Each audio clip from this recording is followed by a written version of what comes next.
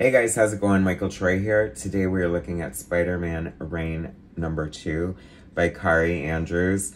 Such an amazing artist. What a fun color. Very Todd McFarlane focused. Can't wait to share it with you. Subscribe to my channel if you haven't already. Hit that like button and let's get right into it. I was very surprised that there was a sequel to the largely criticized Spider-Man Reign 2, or Spider-Man Reign. The first Spider-Man Reign by Kaare Andrews was supposed to be like Spider-Man's Dark Knight, and all it really did was make a huge joke out of the fact that Mary Jane was poisoned by Peter Parker's radioactive spider spooge and died of cancer. So, the premise of the miniseries is him going back in time to try to prevent it. Never a good idea, right? But parallel lives, I feel like it's Kaare Andrews' kind of way of trying to redeem himself for one of the most maligned storylines in Spider history, and by going back to fix that. And I could be wrong. I don't know. I have to say the art is like really fun, very Todd McFarlane, but the coloring is so like effects heavy and bright and glaring that sometimes it looks super confusing. I do love Kaare Andrews' style. I think it's terrific. Like I said, he's leaning very heavily into the McFarlane here. And it shows on every page, the delicious inks and stuff.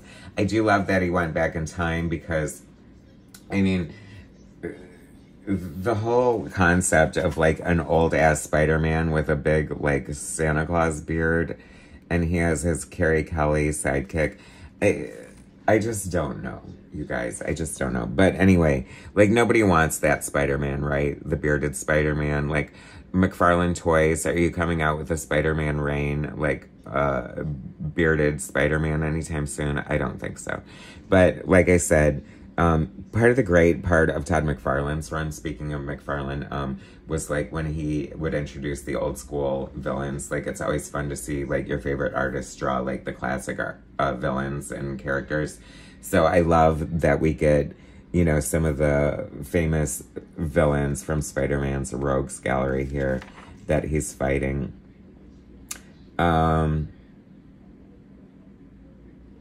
So he goes back and he's looking for Mary Jane. And spoilers, by the way, I'm going to spoil big time. I mean, come on, totally channeling McFarlane here, right? But I'm living for it. I totally welcome it. I think it's fun. I think it's a great love letter, obviously. So this is Miles Morales now. He was introduced last issue, so he's going to be causing problems for Peter Parker. That actually makes it, like, really interesting. I think that's, like, the hook that the whole series hangs on and kind of what it needs. So, then Peter just like, he's looking for Mary Jane and Peter Parker. And so he goes to the Daily Bugle. See, this goes to show how like when you go back in time to try to change things, you just usually set off a chain of events that makes everything worse.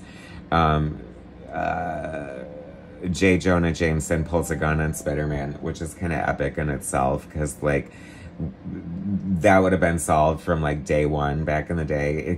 Like 1963, he pulls a gun out of his desk drawer and just like puts a cap in Spider-Man's ass and it's over. That would be so freaking hilarious. So not looking forward to this Storm series from, even though Storm is one of my favorite artists. That costume looks so weird. I don't know. Anyway. Where were we? Before I digressed. The art looks so cool in a lot of these pages. Like, I don't know, I'm just not excited about bearded Spider-Man though.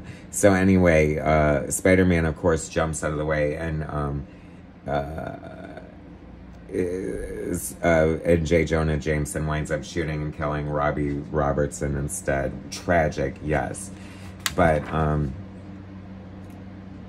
so then he goes to visit Aunt May. Maybe she'll know where MJ is. And then he finds out that Peter died.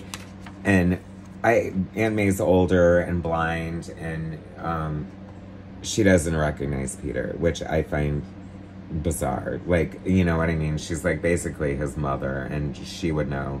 They kind of allude that maybe she does know, but she would have to know, in my opinion, or else it doesn't work for me.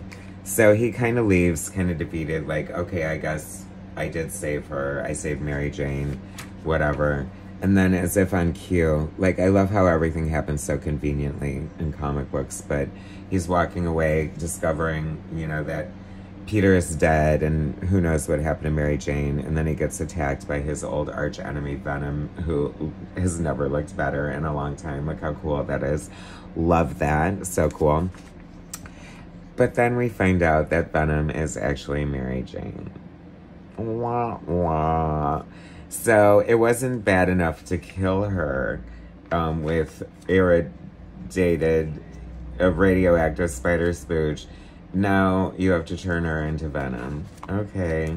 Okay, Kaare Andrews. All right. I don't know. Like, how can you make it worse with Spider-Man 3? Hopefully we never have to find out. A great art.